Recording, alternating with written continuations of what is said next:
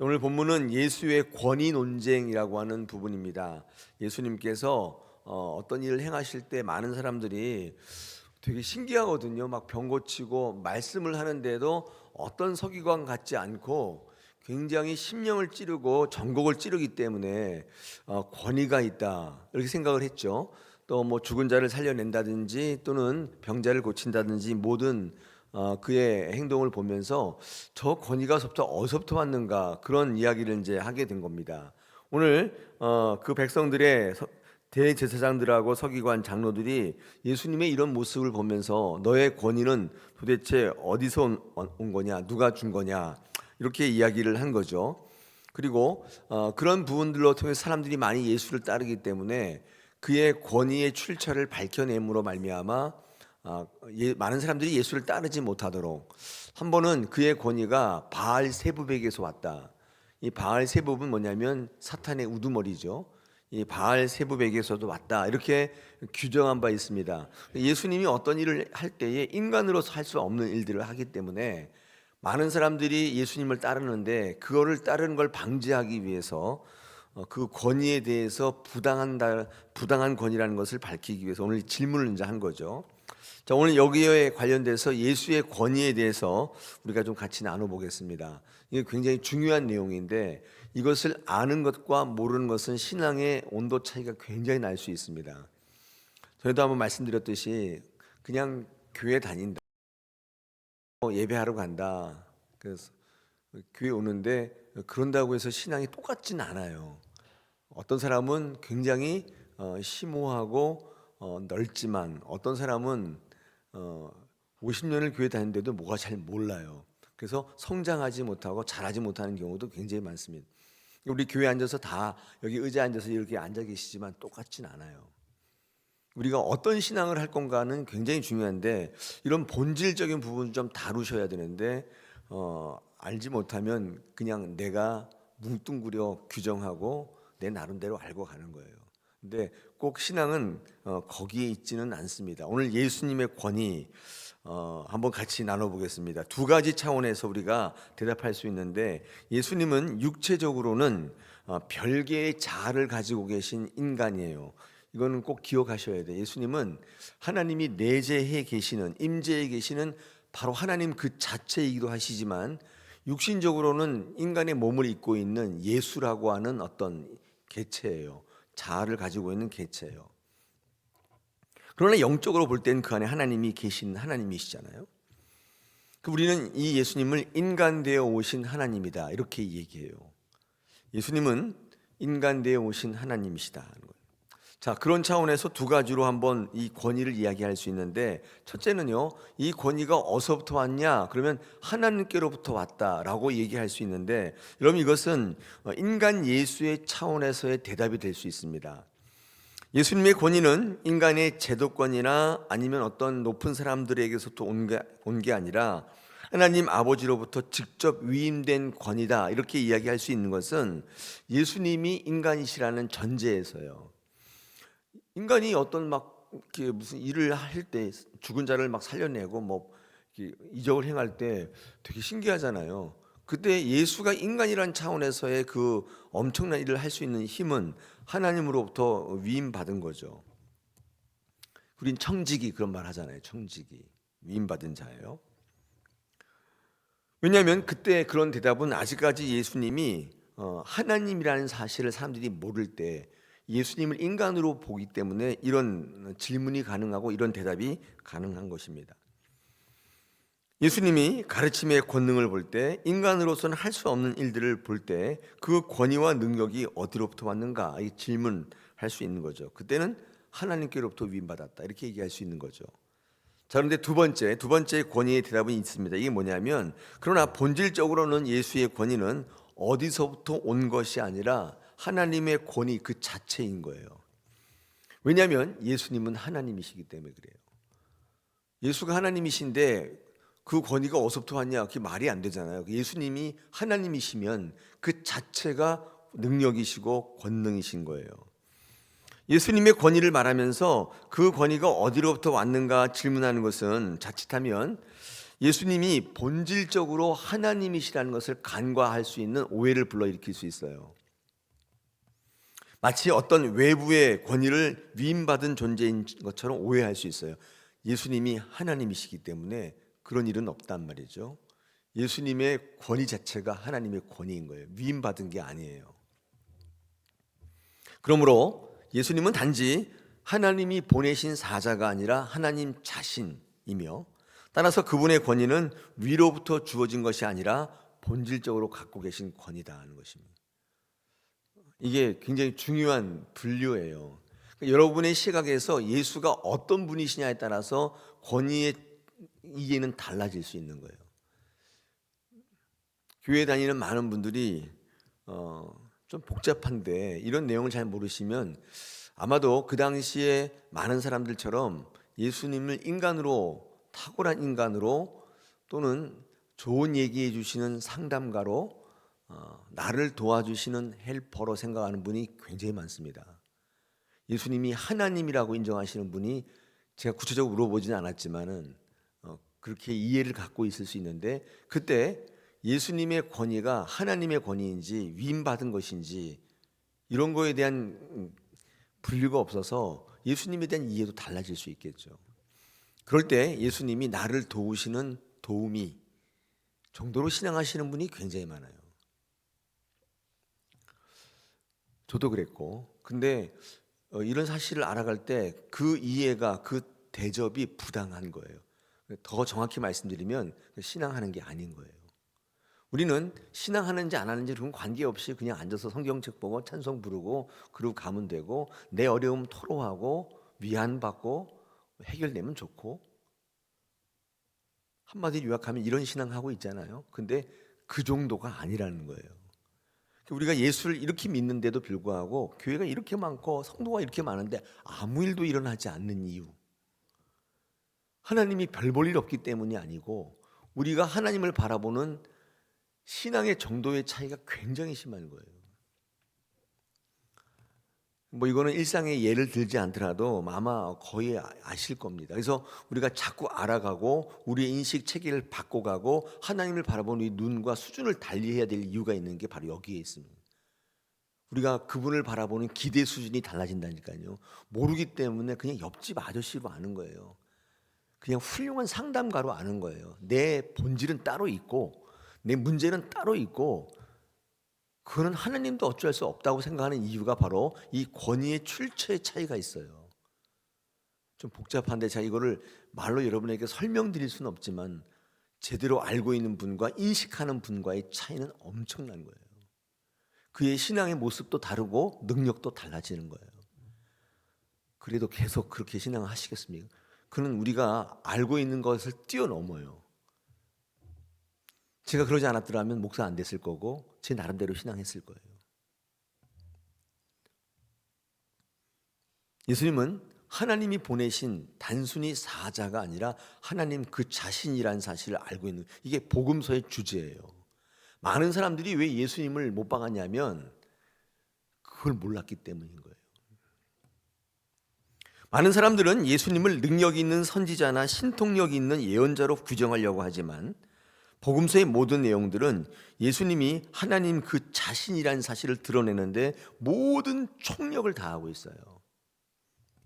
예수님이 일으켰던 모든 기적들, 그 모든 그 뒤에는요, 예수님이 하나님이라는 사실을 드러내요. 한 가지 예를 들어드리면, 전에 한번 우리 마가복음 같이 공부할 때 했는데, 그 중풍병자를 지붕을 뜯어가지고 그 아래로 내리는 그 일을 하잖아요. 그 사람들이 와, 근데 예수님이 그걸 보고 고치신단 말이에요. 사람들은 엄청난 기적이 일어난 거잖아요. 중풍병자를 일으켜 세워서 걷게 하셨는데 다 거기에 집중해요. 와, 이거 대단하다. 내 주변에 중풍병자가 없는가? 나는 어디 아픈데 없는가? 근데 예수님 뭐라고 하시냐면, 내가 내 죄를 사했다. 그리고 네 침상을 들고 가라. 그렇게 얘기하니까 많은 사람들이 뭐라고 얘기하냐면, 참담하다. 저 사람이 도대체 누구길래 죄까지 사하느냐. 뭐 이런 얘기를 해요. 그러니까 그 중풍병자의 논쟁은 병을 고치느냐 이게 아니라 예수님이 하나님이시냐 아니야, 여기에 초점이 맞춰져 있어요. 이 중풍병자가 뭐 믿음이 있니 없니 뭐 이런 거 갖고 설교하잖아요.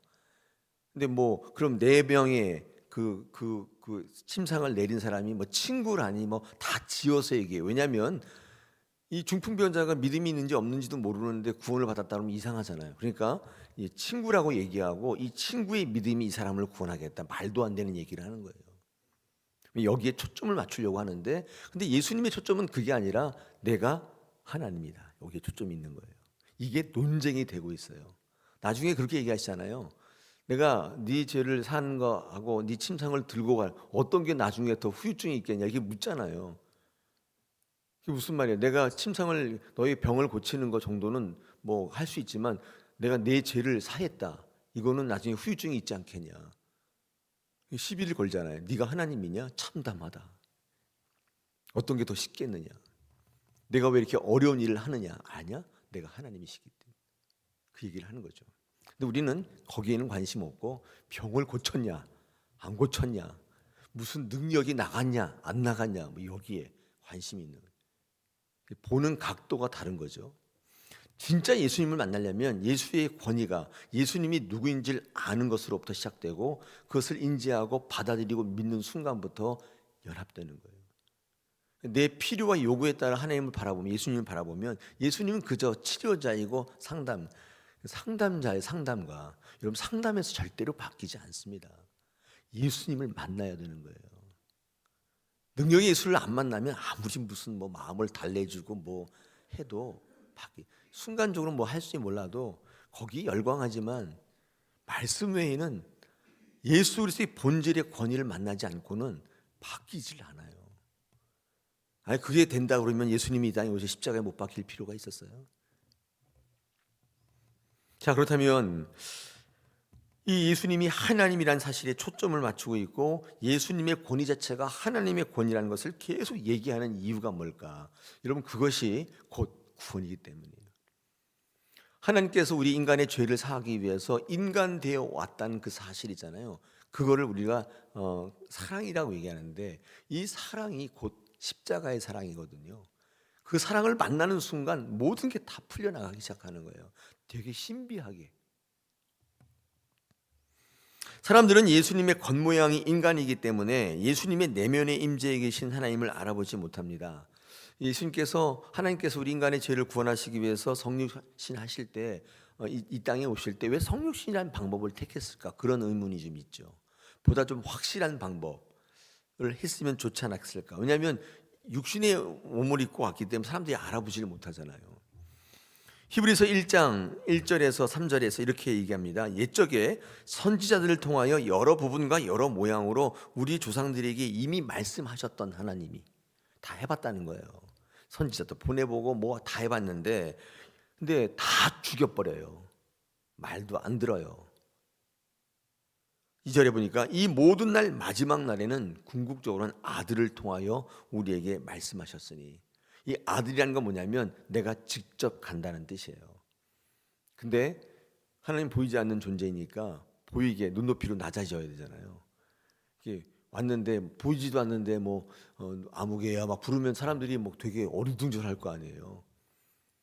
그러니까 자신이 직접 오는 방법으로 아들을 통하여, 육신을 통하여 우리에게 말씀하시기로 결정했기 때문에 이 아들을 만유의 상속자로 세우시고 또 그로 말미암아 모든 세계를 지으셨느니라. 이는 하나님의 영광의 광채시여 그 본체의 형상이시다. 본체 형상이시다.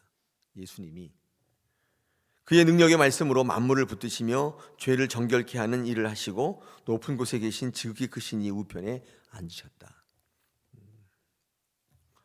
예수님이 하늘부터 떨어진 게 아니라 예수님은 인간이신데 그 안에 내재하셔서 여러 선지자들과 여러 뭐 부분 방편을 얘기했는데 말을 안 들어요.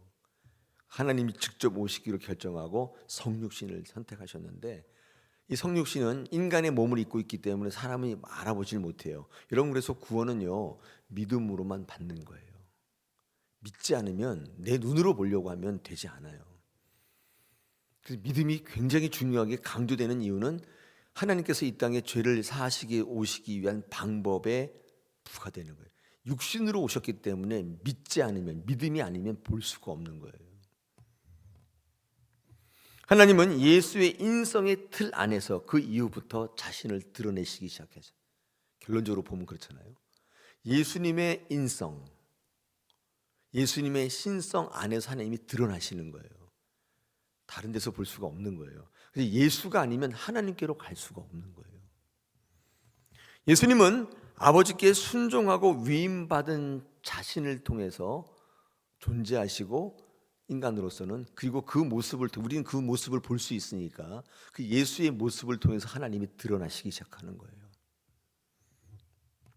여러분, 요한복음 읽어보면 자주 그러니까 예수님은 나는 스스로 아무것도 하지 않는다, 이런 표현이 자주 나오는데, 이건 뭐냐면 예수님의 순종의 인성을 드러내시는 것으로서 이것을 통해서만 우리가 하나님을 발견할 수 있는 거예요. 그래서 순종이 강조되는 거예요. 예수님이 이 땅에 오셨을 때 순종을 계속 강조하셨는데, 왜냐하면 예수님 자체가 하나님이시긴데 또한 인간이시기 때문에 내가 인간으로서 하나님께 순종함으로 말미암아 능력이 드러나고 하나님 받으신 위임의 권세가 드러나는 것을 이야기하셨기 때문에, 여러분, 그 권세를 누리시려면 무조건 순종하셔야 돼요. 이게 예수를 통해서 나타나는 하나님인 거예요. 이 순종적인 인성을 통해서 하나님의 뜻을 발견할 수 있고, 그 순종을 통해 하나님을 발견할 수 있는, 굉장히 중요해요. 그러니까 순종하지 않으면 하나님을 발견할 수가 없어요. 그러므로 예수님의 권위는 본질적으로 하나님의 권위이며 동시에 아버지께 순종하는 아들의 인간의 권위인 거예요. 여러분의 권위는 어디서 나와요? 순종할 때 나오는 거예요.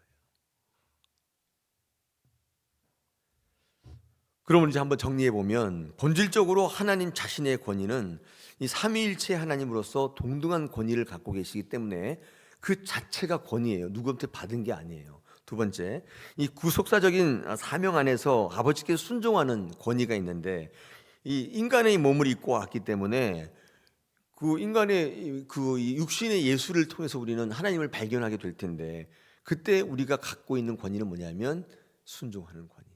그때 하나님께서 우리에게 그 권위를 위임해 주시고 우리가 그 권위에 따라서 놀라운 일들을 행할 수 있는 능력이 있다는 거죠. 여러분, 어떠십니까? 여러분은 어떻게 예수님을 바라보고 계세요? 그냥 아무렇게나 보면 다 똑같을까요? 우리 인식 체계는 그렇지 않습니다. 여러분이 어떻게 인식했냐에 따라 여러분의 행동도 말도 심지어는 방향도 다 달라져요. 여러분이 지금 이렇게 행동하는 것은 그렇게 인식을 했기 때문이에요. 인식이 잘못되어 있으면 모든 게 다 달라지는 거죠. 오늘 예수님의 권위가 어디서부터 왔느냐라는 이 대제사장들과 바리새인 서기관들의 질문을 통해서 좀 약간 신학적이긴 했지만 여러분 좀 아셔야 될 필요가 있는 것들 제가 말씀을 좀 드렸습니다. 예수님을 바라볼 때 어떻게 바라보느냐, 이 문제, 이게 복음서의 주제입니다. 그럴 때 예수님을 통해 모든 나타나는 권위와 권능이 여러분의 것이 될 수 있는, 순종할 때 찾아오기 시작해요. 놀랍도록 능력 있는 삶이 돼요. 그런 귀한 능력, 신앙 누리시기를 축복합니다.